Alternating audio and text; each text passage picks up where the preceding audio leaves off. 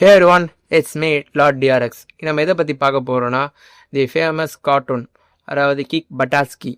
அவர் அந்த கார்ட்டூனை பற்றி தான் நம்ம பார்க்க போகிறோம். அந்த கார்ட்டூன் வந்து பார்த்தா பாதி பேர் கார்ட்டூனாகலாம், பாதி பேருக்கு அது ஒரு எமோஷனலான ஃபீலிங்ஸ், ஒரு சைல்டுஹுட் மெமரியாகவும் இருக்கலாம். அந்த மாதிரி எனக்கு அது சைல்டுஹுட் மெமரி. அந்த மெமரியை பற்றி தான் நான் முழுசாக உங்களாம் சொல்ல போகிறேன். அதே மாதிரி இந்த கிக் பட்டாஸ்கி எப்படி உருவாக்குனாங்க, அது இதோட பேக்ஸ் ஹிஸ்ட்ரி என்னது, அதோட எதுக்கு இது க்ளோஸ் பண்ணாங்க, அது எல்லாமே இந்த வீடியோவில் நான் கவர் பண்ண போகிறேன். வாங்க வீடியோக்குள்ளே போகலாம். அதே மாதிரி இந்த கிக் பட்டாஸ்கி வந்து பார்த்தா இதோட டேரக்டர் வந்து சாண்ட்ரோ. அவர் வந்து 2002 வந்து பார்த்தா டிஸ்னி கிட்ட பிச் பண்ணிக்கிறாங்க. இந்த மாதிரி எனக்கு ஒரு ஐடியா இருக்குது, ஒரு 10 வயசு சின்ன பையன் வந்து பார்த்தா கார்லேயோ சைக்கிள்லேயோ பைக்லேயோ வந்து ஸ்டண்ட் பண்ணுற மாதிரி அவனோட வாழ்நாள் லட்சியமே ஒரு ஸ்டண்ட் மாஸ்டர் ஆகணும்னு சொல்லிடுறான். அதெல்லாம் வந்து பார்த்தா டிஸ்னிகிட்டே பிச் பண்ணிக்கிறாங்க. பட் டிஸ்னி வந்து லேட்டராக 2018 ரைட்டிங்குக்கு சரிங்க எழுதுங்க சொல்லி கொடுத்தாங்க. 2008 எழுதி 2010 Feb 13 first time Disney extra originals டூ அனிமேஷனாக இது ரிலீஸ் ஆகுது. சும்மா ரிலீஸ் ஆனப்போவே ரொம்ப ட்ரெண்டிங்காகவும் எப்படி சொல்கிற ஹிட்டான ஒரு கார்ட்டூனாராக இருந்திருக்கு.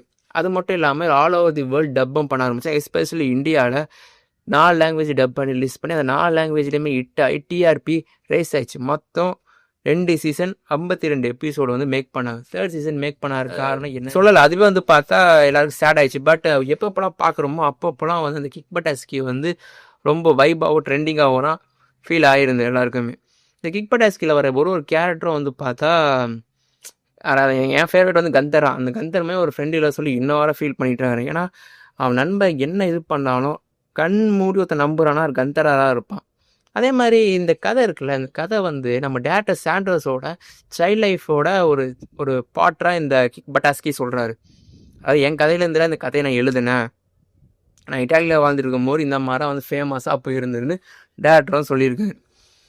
அது சேம் பாயிண்ட் வந்து கிக் பட்டாஸ்கியோட ஸ்டண்ட் சீனா ஒரு ரியல் ஸ்டண்ட் மாஸ்டர் வந்து பார்த்தா கோரியோகிராஃப் பண்ண மாதிரியோ ஒரு டாக்ஸ் போயிட்டு இருந்துரு. ஆகும்போது இந்த கிக் பட்டாஸ்கி அவங்ககிட்ட நம்ம என்ன கற்றுக்கணும், அது கரேஜ், தான் நினச்சத முடிக்கணும், எப்படியா இருந்தாலும் வெற்றி அடைஞ்சே ஆகணும்னு சொல்லி அந்த நோக்கத்தை அதே மாதிரி நீங்களும் கொண்டு வாங்க. இந்த வீடியோவை நான் இப்போ நான் முடிக்கிறேன். இதே மாதிரி உங்களுக்கு வந்து கிக் பட்டாஸ்கி மாதிரி வேறு ஏதாச்சும் கார்ட்டூனை பற்றி உங்களுக்கு தெரிஞ்சுக்கணும் ஆசைப்பட்டால் மறக்காமல் கமெண்ட் பண்ணுங்கள். அந்த கார்ட்டூனை பற்றி நான் வந்து ஹிஸ்ட்ரி, ஜியாகிரஃபி எல்லாமே நான் ரிசர்ச் பண்ணி நான் உங்களுக்கு சொல்கிறேன். இது மட்டும் இல்லாமல் வேறு யாராச்சும் உங்களுக்கு வேறு கண்டென்ட்டை பற்றி தெரிஞ்சுக்கணும், எந்த கண்டென்ட்டை பற்றி தெரிஞ்சுக்கனாலும் எதை பற்றி தெரிஞ்சுக்கனாலும் மறக்காமல் கமெண்ட் பண்ணுங்கள். நான் இந்த வீடியோவை நான் கன்ஃபார்மாக நான் போடுறேன். இப்படிக்கு உங்களிடம் விடைபெறுவது உங்களின் நான் லார்ட் DRX.